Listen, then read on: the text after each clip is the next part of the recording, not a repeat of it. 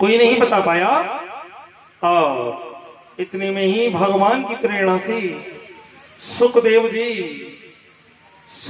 जी महाराज तो वहां पर आए। सुखदेव जी महाराज का आगमन हुआ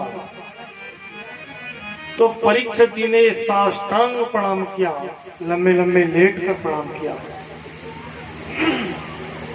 लंबे लंबे जब लेट कर प्रणाम किया तब सुखदेव जी महाराज से पूछा कि प्रभु 7 दिन में मरने वाले की मुक्ति का उपाय क्या है? चाहते तो ये पूछ सकते थे कि अल्प मृत्यु टालने का उपाय क्या है, लेकिन क्या पूछा कि 7 दिन में मरने वाले की मुक्ति का उपाय क्या है? 7 दिन में मरने वाले की मुक्ति का उपाय प्रभु आप मुझे बताइए। तो गुरुदेव ने, सुखदेव जी महाराज ने बताया कि प्रभु भजन नमन मनन चिंतन कीर्तन वंदन, इससे बढ़िया मुक्ति का उपाय कोई दूसरा नहीं हो सकता। श्रीमद् भागवत महापुराण की कथा श्रवण करें, प्रभु का मनन करें, चिंतन करें, नमन करें, कीर्तन करें, वंदन करें, और इससे बढ़िया कोई उपाय मुक्ति का नहीं हो सकता। जैसे एक प्राणी समुद्र के किनारे खड़ा हो गया, समुद्र के किनारे खड़ा हो गया और वो विचार कर रहा है कि मैं नहाऊंगा तो समुद्र में, लेकिन कब नहाऊंगा? जब ये हिलोर उठना बंद हो जाएंगी, ये हिलोरें बंद हो जाएंगी। लेकिन समुद्र की लहरें बंद नहीं होती और वो आदमी इंतजार कर रहा है कि लहरें बंद हो, उठना तो मैं नहा लूं। तो जैसे समुद्र की लहरें बंद नहीं होती, इसी तरह संसार सागर है ये, इसकी लहरें भी बंद नहीं होंगी। कोई न कोई दुख मुसीबत कष्ट जीवन में आता रहेगा। इसलिए लहरों में ही, कष्ट मुसीबतों के समय ही, उनमें से ही थोड़ा समय निकाल करके प्रभु गुणगान सुन लो, प्रभु गुणगान कर लो, कथा भागवत कीर्तन सत्संगों में चले जाओ, तो यही समय है तुम्हारे लिए उत्तम कि तुम्हारा कल्याण हो जाए। वरना अगर तुम लहरों के रुकने का इंतजार करोगे तो ये लहरें कभी रुकेंगी नहीं। बोलिए बांके बिहारी लाल की। सुखदेव जी महाराज कहते हैं कि राजन परीक्षित, जो समय बीत गया उसके लिए मत रो। सतयुग में आदमी की उम्र कितनी थी परीक्षित? हाँ बिल्कुल सही कह रहे हो। सतयुग में प्राणी की उम्र थी 1 लाख वर्ष। धीरे धीरे द्वापर आया, द्वापर आते आते एक जीरो घट गई। कितनी रह गई? 10,000। द्वापर में 10,000 वर्ष उम्र रह गई और धीरे धीरे त्रेता आया। त्रेता में 1 शून्य घट गई और द्वापर में 1 शून्य घट गई, तो उम्र कितनी रह गई? 100 वर्ष। अब धीरे धीरे 1,000 वर्ष, 10,000 में से 1 जीरो घटी तो कितना रहा? 1,000। और धीरे धीरे कलयुग आया तो 1 जीरो और घट गई। कलयुग में प्राणी की आयु कितनी रह गई? 100 वर्ष। और अगर पाप कर्म ज्यादा बढ़ते गए तो डर लग रहा है कहीं 100 में से भी 1 जीरो। क्यों भैया? 100 में से अगर 1 जीरो घट गई तो कैसा ले जाए? 10 ही साल रह जाए। इसलिए भगवान का भजन मनन नमन चिंतन कीर्तन वंदन किए बिना न रहो। प्रभु का चिंतन नमन कीर्तन वंदन करते रहो। बोलिए बांके बिहारी लाल की जय हो। और सुखदेव जी कह रहे हैं कि परीक्षित, जितासनो जित संगो, पहले आसन को जीतो, जिता संगो, संग को जीतो, तब जितेंद्रियो, जित श्वासो जितेंद्रियो, श्वासों को जीतो तब जाके जितेंद्रिय बनोगे। तो परीक्षित जी ने कहा कि प्रभु गुरुदेव, ये मन ही तो चंचल है, ये मन है कि मानता नहीं। प्रभु मैं क्या करूं? भजन नहीं होता। जब जब प्रभु के चरणारविंदों में मन लगता है, तभी तभी ये मन कहीं और भाग जाता है।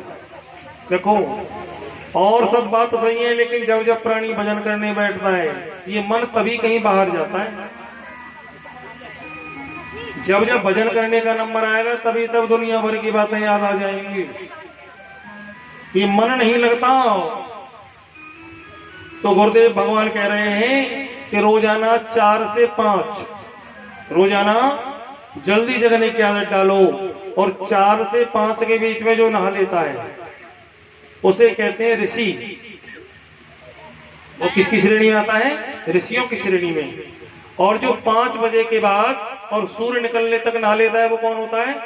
साधारण प्राणी। और जो सूरज छाती पे चढ़ आवे तब जगह या नहावे तो उसे कहते हैं राक्षसी स्नान। जब सूर्य निकलने के बाद अगर कोई नहाता है तो वो कौन सा स्नान बनाता है? राक्षसी। ये तुम लोग जानो कि तुम कौन सा स्नान करते हो। बोलिए गोविंद भगवान की। सृष्टि का निर्माण हुआ, और जब सृष्टि का निर्माण हुआ ब्रह्मा जी द्वारा उम्र का बंटवारा हुआ। उस समय कौन कौन थे वहां पर? मनुष्य, बैल, कुत्ता और उल्लू, ये 4 लोग थे। ब्रह्मा जी ने कहा कि सब लोग 40-40 साल बांट लो अपने। कितनी कितनी उम्र दे दी सबको? प्राणी को, मनुष्य को उम्र कितनी बताई ब्रह्मा जी ने? 40 साल। और बैल को कितनी दी? 40 साल। तो प्राणी ने तो कहा कि महाराज 40 साल में क्या कर लूंगा मैं, और बैल ने कहा कि महाराज मैं तो 40 साल में मर मिटूंगा। तो ब्रह्मा जी ने कहा कि भैया आपस में ही कंप्रोमाइज कर लो, मेरी तरफ से तो है गए बांट। तो बैल ने कहा कि मेरी उम्र 20 साल कर दो। तो आदमी ने कही कि चिंता मत करे, तेरी 20 साल ले लूंगा मैं तैयार बैठा हूं तेरी उम्र लेने के लिए। तो आदमी की उम्र कितनी है वास्तव में? 40 साल। तो 40 साल तक तो प्राणी सब कुछ अपना फिट रहता है, लेकिन 40 साल के बाद में 20 साल कौन की ले लेंगे? बैल की। तो 40 साल से लेकर के 20 साल और 60 साल तक वो बैल की तरह लदता है। 40 साल के बाद में 40 से अगर 60 तक की उम्र पहुंच रही है तो बैल की तरह 40 से 60 तक वो लदेगा प्राणी। और फिर 40 साल कुत्ते को मिली, तो कुत्ते ने भी कहा कि मैं भी 40 साल में तो भौंक भौंक के कितना भौंकूंगा, इसलिए मेरी उम्र कम करो। तो 20 वर्ष कुत्ते की भी प्राणी ने ले ली। 20 वर्ष किसकी ले ली?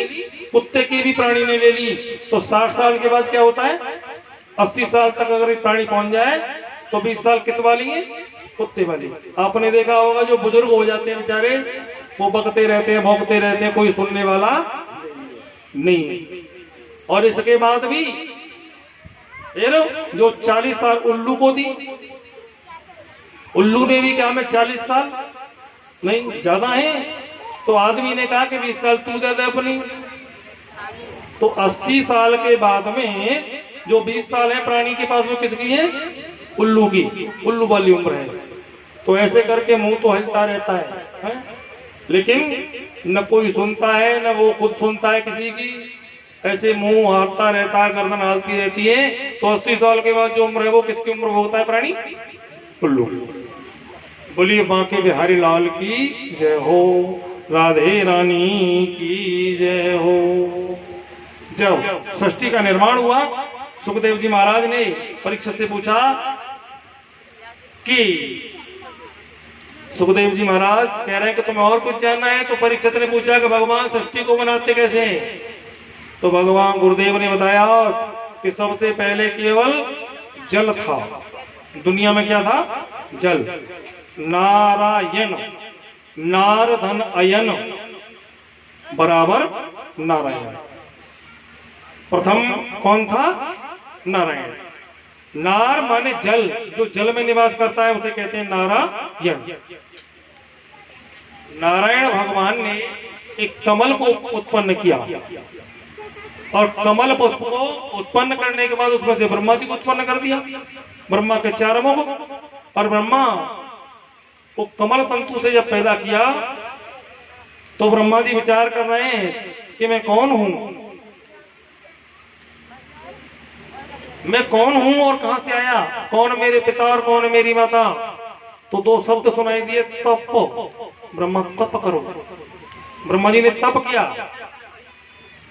तो भगवान प्रकट हुए और ब्रह्मा जी को बताया कि मैं हूं नारायण, तुझे मैंने ही पैदा किया है।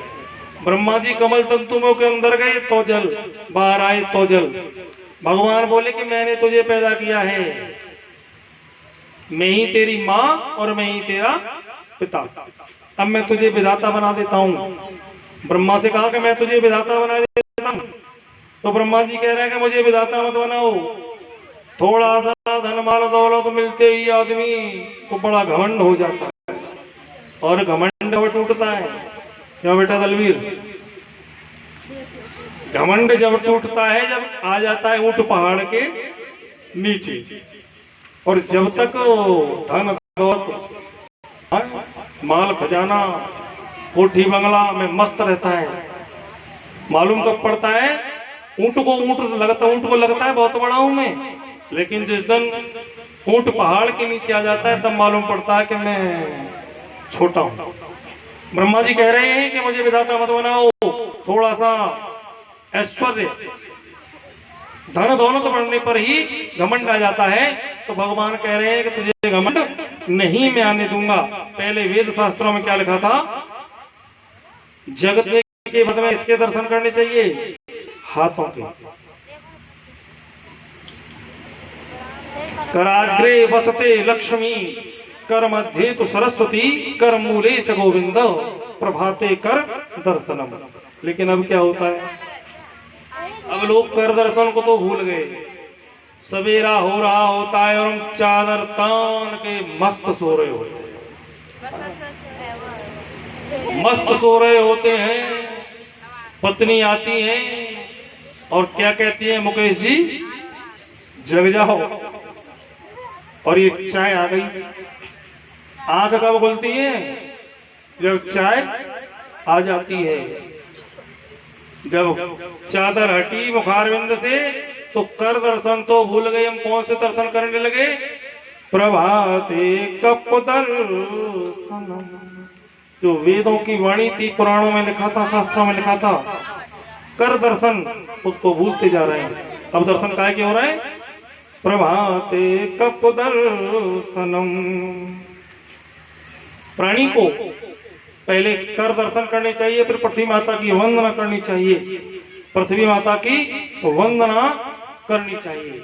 अच्छा एक बात बताओ परीक्षक, भगवान जल्दी किसको मिलते होंगे, क्यों परीक्षक बताओ।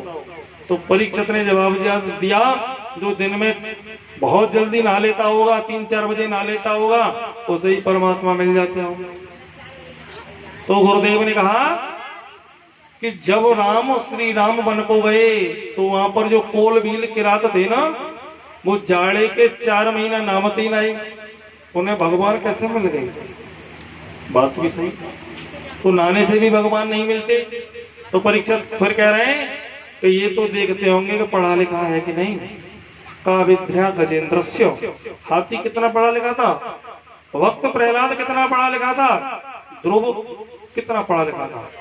तो भगवान शिक्षा भी नहीं देखते,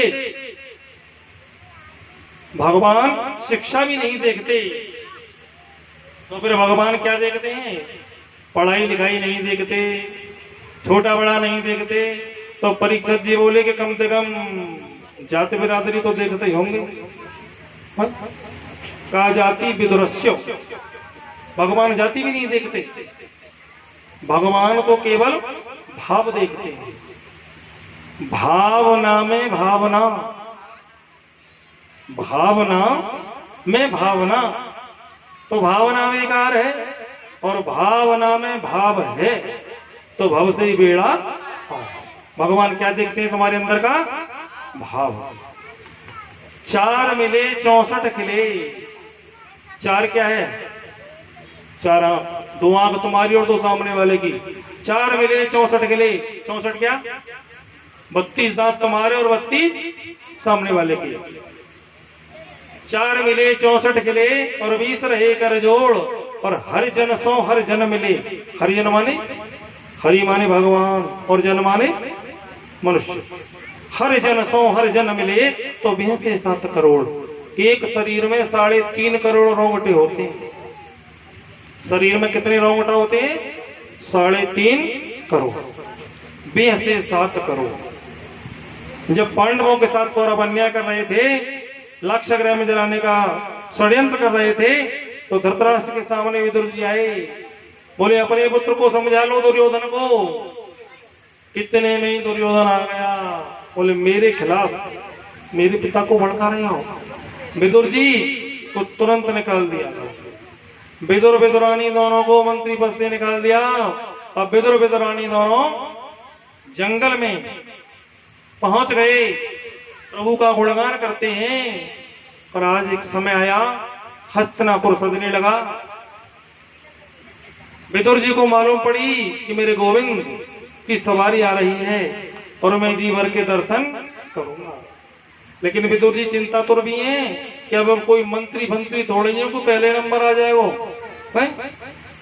मैं मंत्री नहीं हूं तो पहले नंबर आ जाएगा। आज भगवान कृष्ण कन्हैया कौरवों के पास गए पांडवों की ओर से संधि कराने के लिए, और जब जा रहे हैं तो दुनिया भगवान को देख रही है।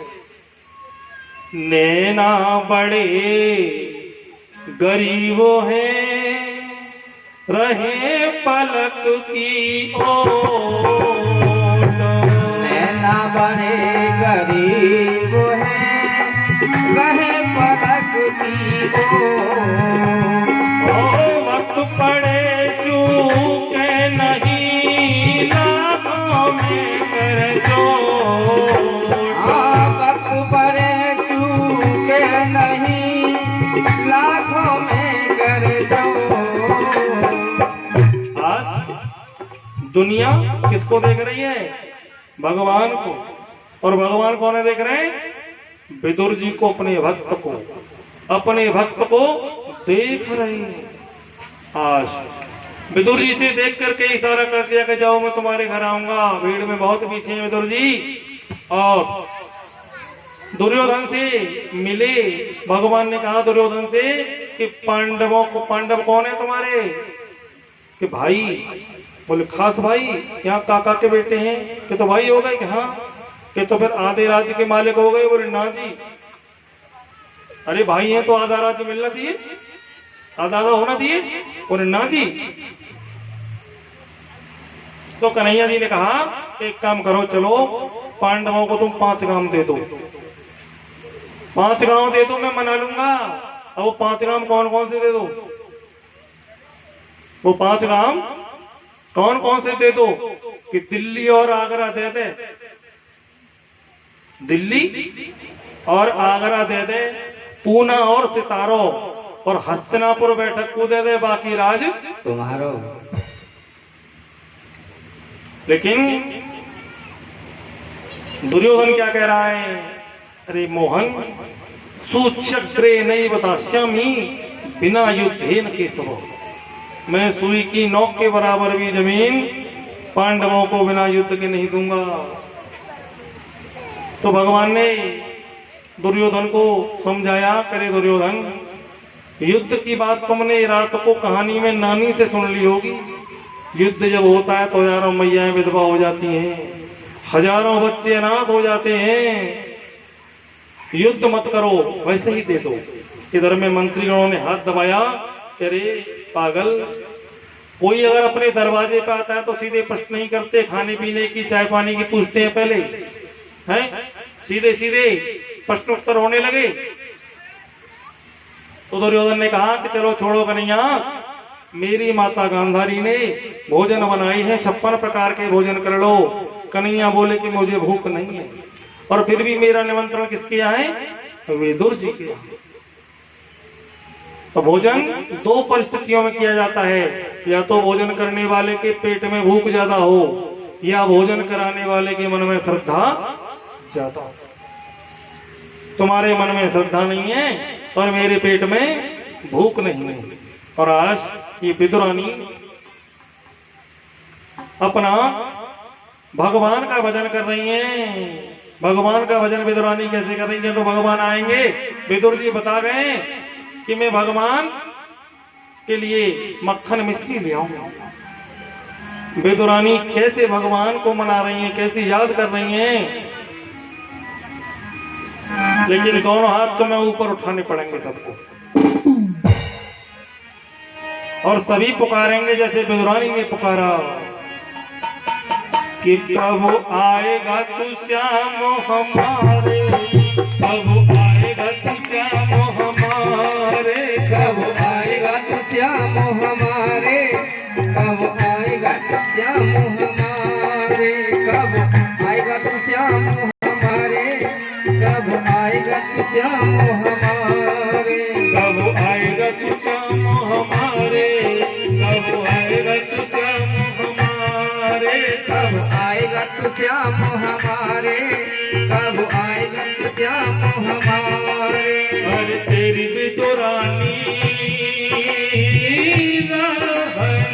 हारे, कब आएगा तू श्याम हमारे, कब आएगा तू श्याम हमारे, कब आएगा तू श्याम हमारे, कब आएगा तू श्याम हमारे।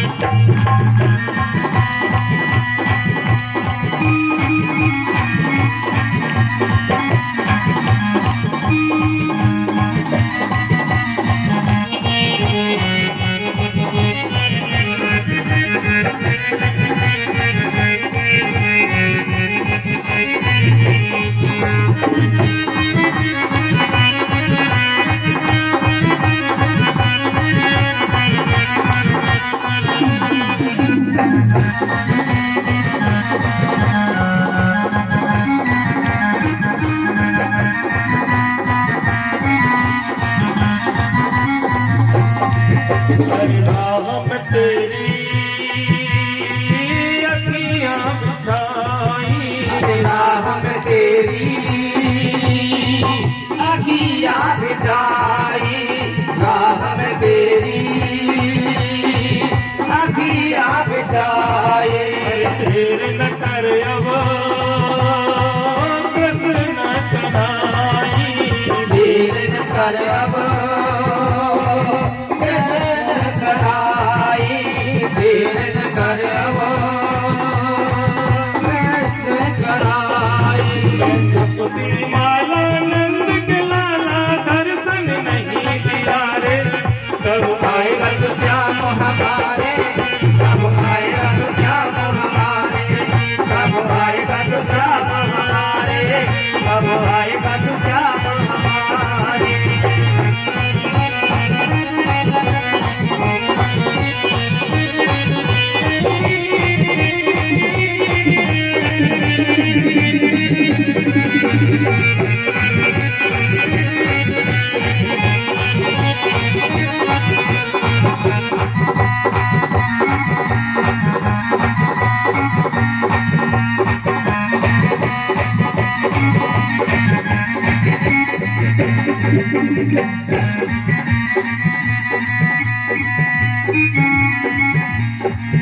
पर जब भक्तों ने तुमको पुकारा, अरे जब भक्तों ने तुमको पुकारा, जब भक्तों ने तुमको पुकारा, और आकर तुमने दिया सहारा, अरे आकर तुमने दिया सहारा, आकर तुमने दिया सहारा। और तरसे लेना तेर परे ना बरसन दिए बिचारे, आएगा तो श्याम हमारे, कब आएगा तो श्याम हमारे।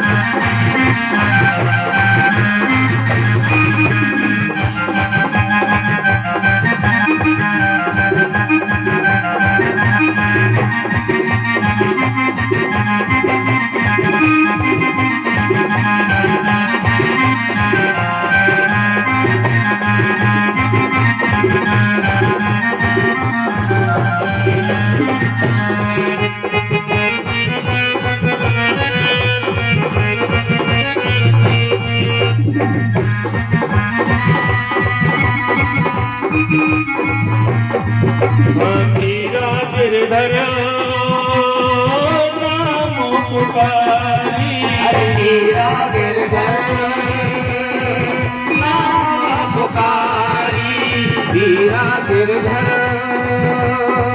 नाम पुकारी और अमृत करो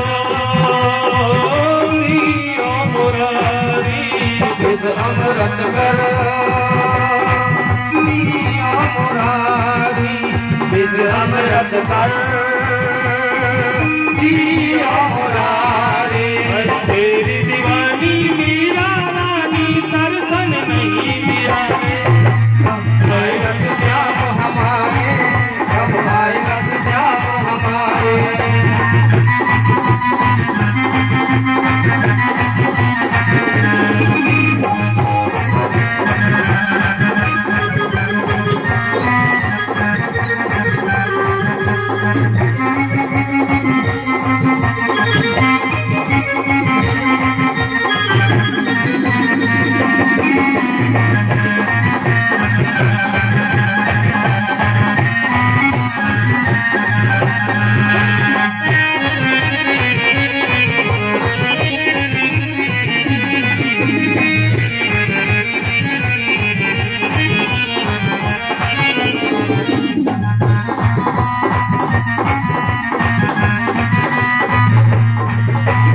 आएगा श्याम हमारे कब आएगा श्याम हमारे कब आएगा श्याम हमारे कब आएगा श्याम हमारे कब आएगा श्याम हमारे कब आएगा श्याम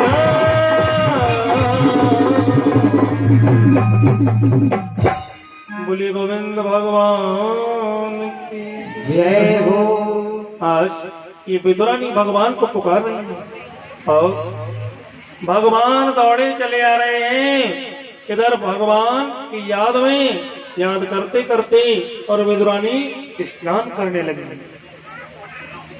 विदुरानी स्नान कर रही हैं और भगवान ने आकर के दरवाजा खटखटा दिया। विदुरानी भूल गई कि मुझे क्या करना चाहिए। तन पर वस्त्र नहीं है और दरवाजा खोल दिया। अगर भगवान का बुलावा, आप समझिए एक बात, अगर भगवान का बुलावा आए और तन निर्वस्त्र हो तो समय मिल जाएगा वस्त्र पहनने का? नहीं मिलेगा। आज विदुरानी को भी जैसी आवाज दी, विदुरानी ने भी दरवाजा खोल दिया। भगवान ने देखा कि ये तो सुध बुध भूल गई है, तो भगवान ने क्या किया, अपना दुपट्टा विदुरानी को उड़ा दिया। विदुरानी को दुपट्टा उड़ा दिया, विदुरानी के घर चले गए। और भगवान को विदुरानी कह रही है, आओ, एक हाथ में पट्टा ले रखा है, यहाँ बैठ जाओ, यहाँ बैठ जाओ। पूरे घर में घुमा दिया। भगवान बैठने वाले होते, बोले ना ना ना ना ना, ये जगह अच्छी ना, ये जगह अच्छी नहीं है। तो भगवान बोलेंगे, ताकि मैं बड़ा थक गया हूं, बड़ी दूर से चल के आया हूं, कहीं बैठ जाने दे। बोले बैठ जाओ। बैठते बैठते भगवान कह रहे हैं, भूख लगी है, अब खाने को तो कुछ था नहीं घर में। विदुर जी माखन मिश्री लेने गई है बाजार में। तब विदुरानी पास में गई, एक केले के पेड़ से केला तोड़ के ले आई और केले के पत्ते पे ही केला को रख रही है। और कैसे रख रही है, छील छील के, जो खाने वाला भाग होता है ना, उसको तो फेंक रही है कूड़े में, और छिलका गिरा रही है कन्हैया को। बहुत केले के छिलके कन्हैया ने खाए, अनगिनत छिलके खा रहे हैं। इतने में आ गए विदुर जी, और विदुर जी कह रहे हैं दरवाजा खोलो, दरवाजा खुला हुआ है। अंदर आ गए और विदुरानी से कह रहे हैं, तूने ये क्या कर डाला? तब विदुरानी को मालूम पड़ा, रे राम राम राम राम राम, मैंने भगवान को क्या खिला दिया?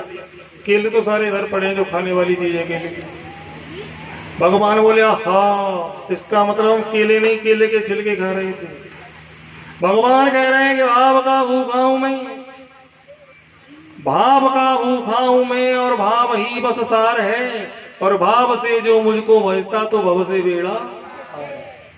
भाव बिन सर्वस्व भी दे तो कभी लेता नहीं, और भाव से एक फूल भी दे तो मुझे स्वीकार है। बांध लेते भक्त मुझको प्रेम की जंजीर से, इसलिए होता मेरा इस भूमि पर अवतार। विदुर जी ने माखन मिश्री मुंह में दिया खिलाया भगवान को, तो भगवान कह रहे हैं कि ये अच्छा नहीं लगा वास्तव में, मेरा पेट तो 2 ही बार भरा। कब का पेट भरा? एक बार त्रेता युग में जब बिलनी के झूठे बेर खाए, और एक बार द्वापर में जब विदुरानी के केले खाए। और भगवान के भक्तों, और भगवान भी कहते हैं कि मेरे दिल में गई है समायो, हो समायो भक्तन के भाव भरी भक्ति। मेरे दिल में गई है समाए, वो समाए भक्तन के भाव भरी भक्ति। मेरे मन में गई है समाए, वो समाए भक्तन के भाव भरी भक्ति। भक्तन के भाव भरी भक्ति, भक्तन के भाव भरी भक्ति। अरे भक्तन के भाव भरी भक्ति, भक्तन के भाव भरी भक्ति।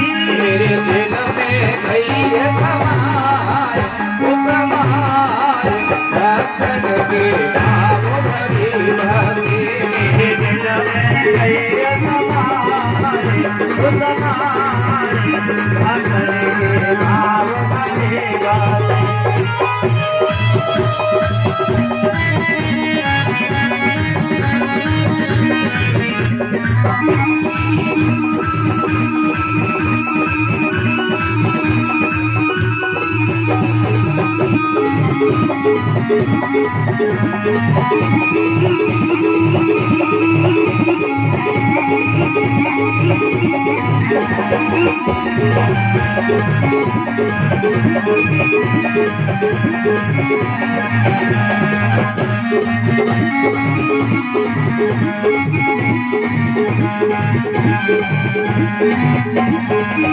मेरी जो एक चोलू जल पे, मेरी जो एक चोलू जल पे, मेरी जो एक चोलू जल पे।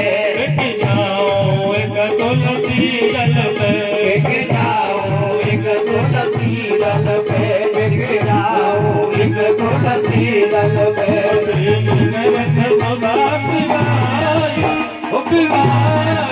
भक्तन की भाव भरी भक्ति। मेरे दिल में गई है समाए, समाए भक्तन की भाव भरी भक्ति।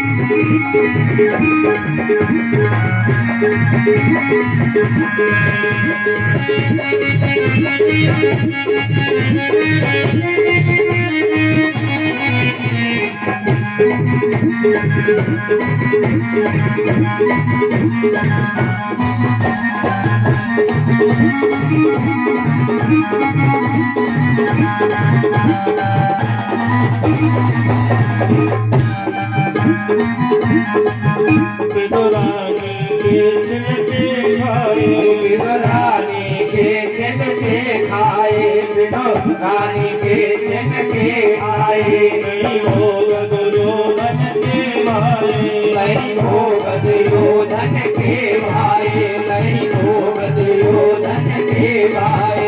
गोपिन की छाछ तुम्हारी, वो तुम्हारी भक्तन के भरी भक्ति। मेरे दिल में गई है समाए, वो समाए भक्तन के भाव भरी भक्ति।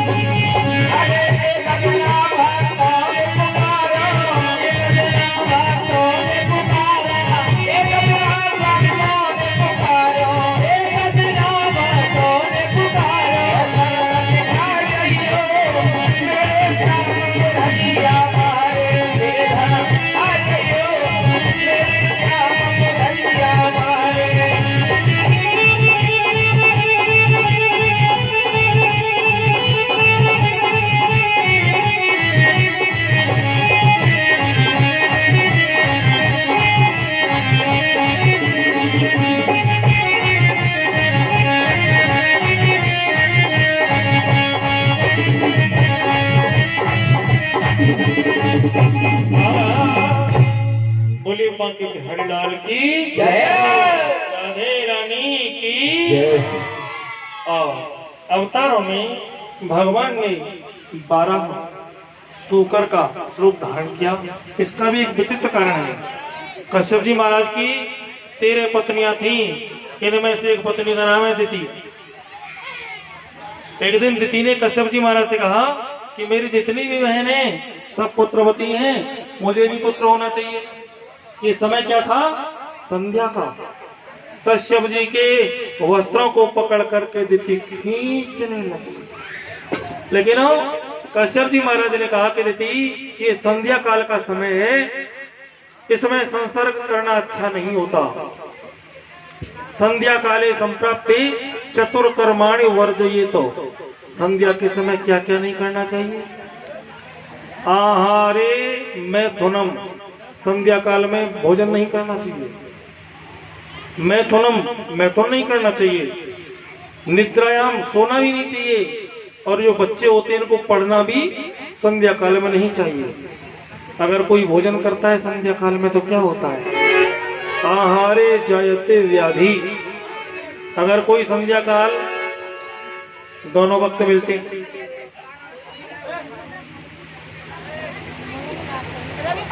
संध्या काल में अगर भोजन किया जाए तो आहारे जायते व्याधि गर्भ दुष्टश्च मैथुने। अगर संसर्ग करते हैं पति पत्नी तो गर्भ में जो संतान उत्पन्न होती है वो दुष्ट होती है। निद्रायाम हरते लक्ष्मी, और जो सो जाता है प्राणी उसके यहाँ से लक्ष्मी धन धीरे धीरे विदा हो जाता है। स्वाध्याय मरणम ध्रुव। अगर कोई विद्यार्थी संध्या काल में पढ़ता है तो याद नहीं रहता, भूल जाता है। माता दिति का मंतव्य तो कश्यप जी ने पूरा कर दिया, परंतु माता दिति अब दुखी होने लगी और कश्यप जी ने भी कह दिया कि तुम्हारे गर्भ से 2 राक्षस पैदा होंगे। बहुत मेहनत की तो भगवान ने कहा कि जब उनको मारने के लिए भगवान को ही आना पड़ेगा। समय के अनुसार हिरण्याक्ष और हिरण्यकशिपु 2 पुत्रों को जन्म दिया दिति ने। अब दोनों पैदा होते ही क्या होने लगा? एक हाथ रोज बढ़ जाते। परीक्षित, जब एक हाथ रोज बढ़ जाते तो थोड़े दिन में कितने लंबे रह गए होंगे? बहुत बड़े हो गए राक्षस और आकाश मार्ग में घूमने लगे। एक दिन नारद जी को पकड़ लिया। नारद जी बीड़ा बजाते जा रहे थे, पकड़ ले। नारद जी बोले, भैया तुम हमें काहे को पकड़ रहे हो? तो ये हिरण्याक्ष कह रहा है कि हमसे लड़ो, हमारी भुजन में खुजली मार रही है।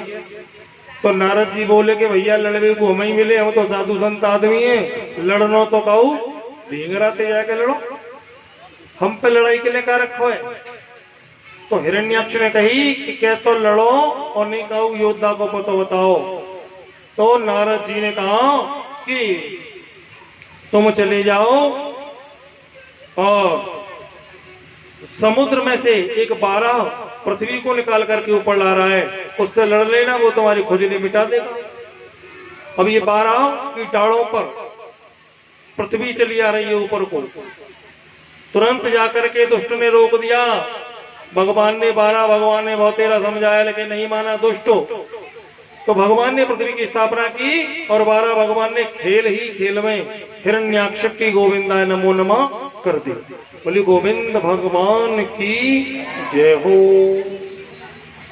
बाकी बिहारी लाल की जय हो। संत तीर्थ को पवित्र करते हैं। भारद्वाज मुनि जब स्नान करने के लिए गंगा जी पर आते हैं तो गंगा जी 25 सीढ़ी ऊपर चढ़ाती है। गंगा जी क्या करती हैं? 25 सीढ़ी चढ़ करके ऊपर आ जाती हैं। और आज गंगा जी पर भरद्वाज मुनि जब आए और जब भारद्वाज मुनि आए तो वहां पर गंगा जी ने जान लिया कि ये मुझे पवित्र करने के लिए आई है, तो 25 सीढ़ी ऊपर चढ़ करके आई। बोली गंगे महारानी की जय हो। काशी ज्ञान की भूमि है, अयोध्या बैरा की भूमि है और व्रज प्रेम भूमि है। व्रज रज में प्रेम ही भरा पड़ा है। बोली गोविंद भगवान की जय हो। शास्त्र में कहा है कि सौभाग्यवती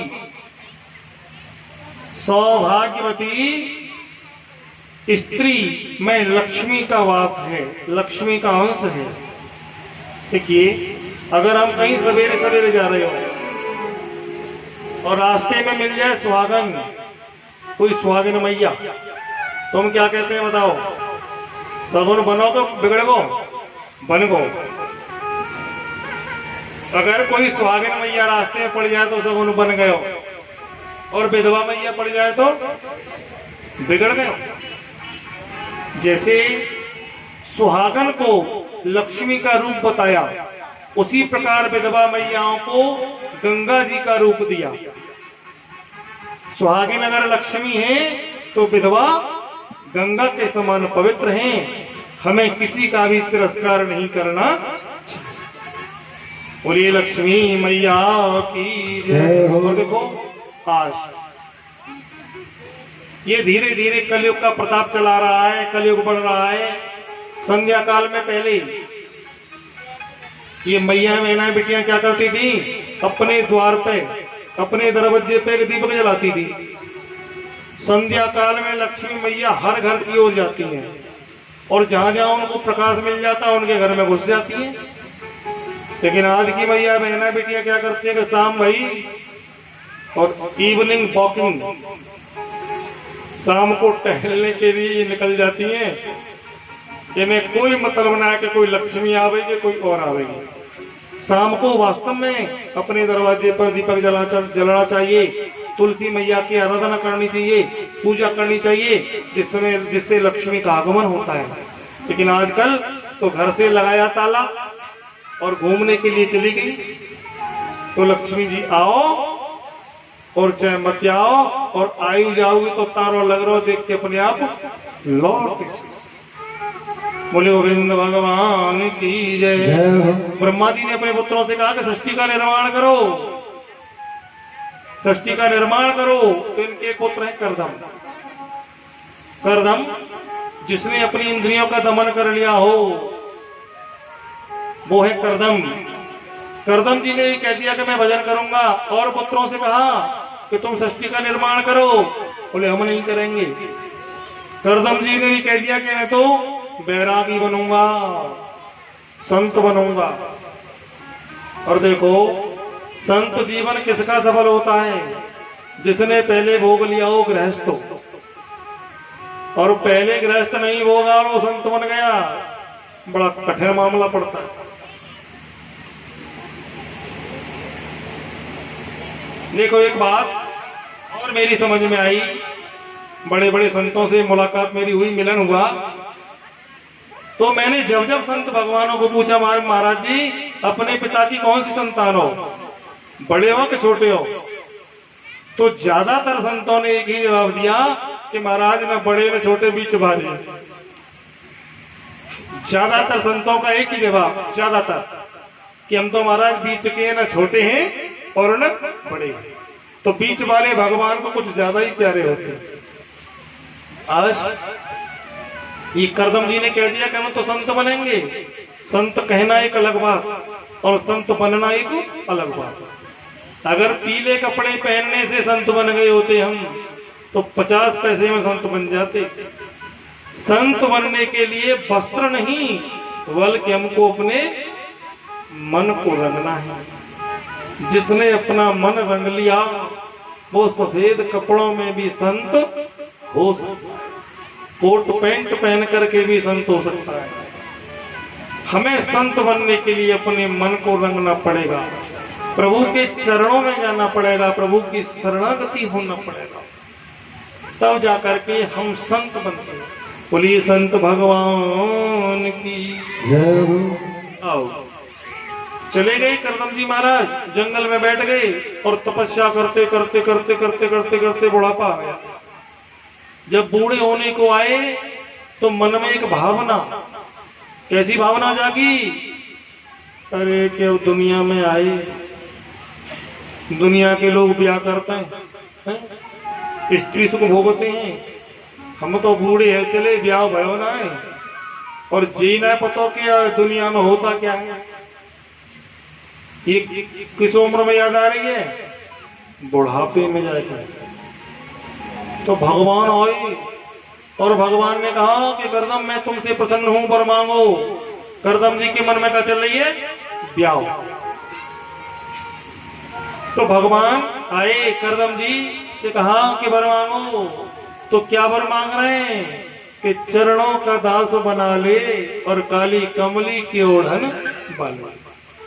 लेकिन मन में क्या चल रहा है कि कैसे वो ब्याह करवा दे और काली कमली की ओढ़न। अब मन की बात भगवान समझते हैं।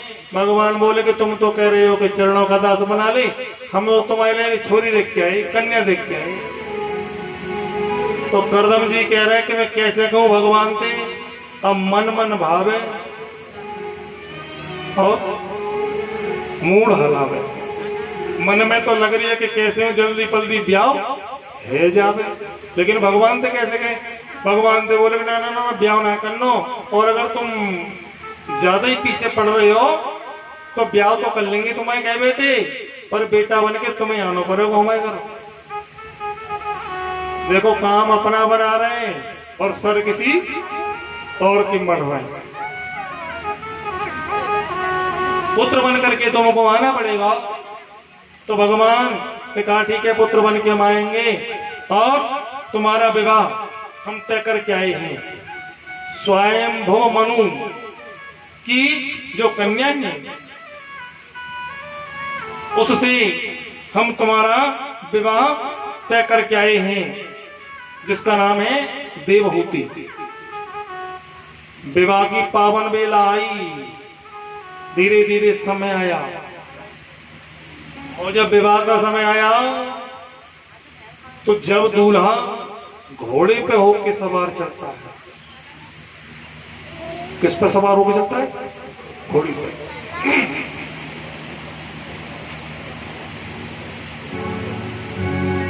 दूल्हे दूल्हे का सेहरा सुहाना लगता है। जिस समय ये दूल्हे राजा घोड़ी पे बैठते हैं उस समय भूल जाते हैं सब कुछ। उस समय केवल क्या लगन होती है? केवल विवाह और सीधी नजर पत्नी के ऊपर। घोड़े के ऊपर बैठ करके सब कुछ भूल जाता है। जब भोले बाबा का विवाह हुआ तो किस पर बैठ गए थे? नंदी पे। देखो शरीर में इंद्रियों के भी घोड़े होते हैं। देखिए इंद्रियों के न घोड़े भगे, इनको दिन रात संयम के कोड़े लगे। लेकिन घोड़ी पर चढ़े और सब कुछ भूल जाते हैं। आज हम विवाह का हेतु ही भूल गए हैं। विवाह का मतलब क्या है? विवाह करने के बाद हमको एक पुत्र की इच्छा होती है, सतपुत्र की इच्छा। तो विवाह करने के लिए आज ये करदम ऋषि देवहूति के साथ गए तो देवहूति से भी जाते जाते कह दिया कि देखो ब्याह तो कर लेंगे तुमसे, पर एक बेटा भयो और हमने घर छोड़ो। देवहूति बोली ठीक है, विवाह संस्कार है गयो। और धीरे धीरे समय आगे बढ़ो, कुटिया में ले आए। कुटिया में बैठ करके और करदम जी महाराज कह रहे हैं कि मैं तो भगवान की याद करूं, तुम जब तक कुछ कर लो। करदम जी महाराज बैठ गए और 40 साल की समाधि ले गए। कितने साल? 40 साल। अब देवहूति को तो कुछ पता ही नहीं क्या करती बेचारी। शरीर को साफ कर देती कपड़े से, पति के शरीर को। और कभी छाल खा लेती पेड़ की, कभी पत्ते खा लेती, फल खा लेती, और कभी जलपान करके रह जाती। कितने साल बिता दिए? 40 साल। और आजकल की होती तो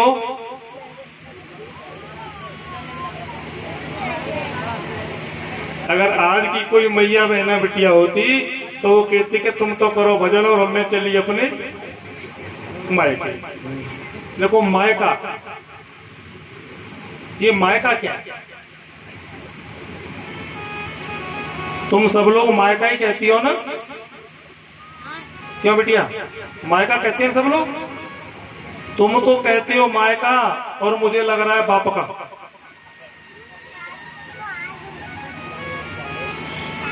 ये सब लोग कहती है मायका और मेरी नजर में क्या है?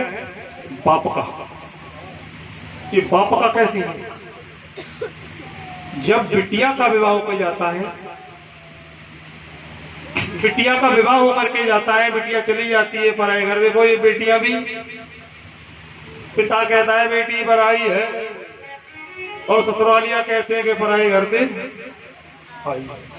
पिता कहते हैं कि बेटी पराई है और ससुराल वाले कहते हैं कि पराई घर पे आई है।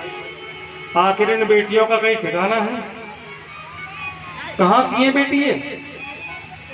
पिता कह देता है कि बेटी पराई है और ससुरालिया कह देते हैं कि पराई घर पे आई है। कहीं ठिकाना है इनका? चलो हम अपनी बात पे आते हैं, क्योंकि कथा बहुत बढ़ जाएगी, फिर ज्यादा लंबी पहुंच जाएगी। आओ, ये बेटी कहती है मायका, लेकिन हम कहते हैं बाप का। हमें लगता है ऐसा बाप का होता है। बेटी जब अपने ससुराल जाती है तो उसकी सास ज्यादातर सारी बातें करती हैं कि तेरी माँ ने जीना सिखाया, तेरी माँ ने जीना सिखाया, तेरी माँ ने जीना सिखाया। ये बात वो बात बेटी सुनती है, लेकिन जब नंबर आता है कि तेरे बाप ने, तो फिर वो बेटी क्या करती कि बस एक अंगोरिया उठा लेते बाप की जो बेटी है कि बस माता जी बाप तक मत बोल नहीं हो, जो होनी होगी तो रह जाएगी, देख लियो। अगर माँ के बारे में बहुत देर से बोल रही हो तुम, लेकिन अगर तुमने बाप के प्रति एक शब्द कह दो तो देख लियो हो जाऊंगा, मतलब जानने तुम कहो तो। अगर उंगली उठा दी तो उंगली का मतलब बहुत कुछ होता है। तो बाप की बुराई बेटी नहीं सुनती, तो मुझे लगता है कि बाप का होता है। पर जब बेटी को सूचना मिलती है, जब बिटिया को सूचना मिलती है कि पिता का स्वर्गवास हो गया, जब बेटी की ससुराल में सूचना मिल जाए कि पिता का स्वर्गवास हो गया, तो सच बताएं यहाँ पर माता बहनाएं बेटियां बहुत बैठी हैं। बेटी उसी समय दहाड़ मार के रोती है, चाहे वो किसी की भी बेटी हो, और इतना रोती है कि बहुत ज्यादा रोती है। मन में ख्याल कर के रोती है कि आज से मेरा पीहर छूट गया। क्यों रोती है? पीहर छूट गया क्यों? मां नहीं है अभी? जानती है बेटी कि मैया तो वो करेगी जो भैया कहेगा और भाभी कहेगी। मैया को किसके बस में रहना पड़ेगा? भैया और भाभी के बस में। लेकिन जब तक पिता मेरे जिंदा थे, बेटी गर्व से कहती थी कि मेरा पीहर है।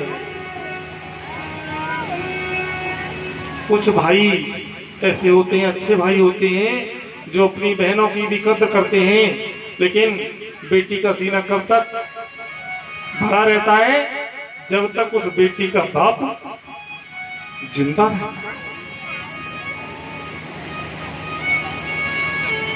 इसलिए मुझे लगा कि सब कहते हैं मायका, और मुझे लगा कि इसको मायका नहीं बाप का कहना चाहिए। और देखो सब लोग बड़े चतुर चालाक हैं। आज की दुनिया में सब लोग चालाक हैं। एक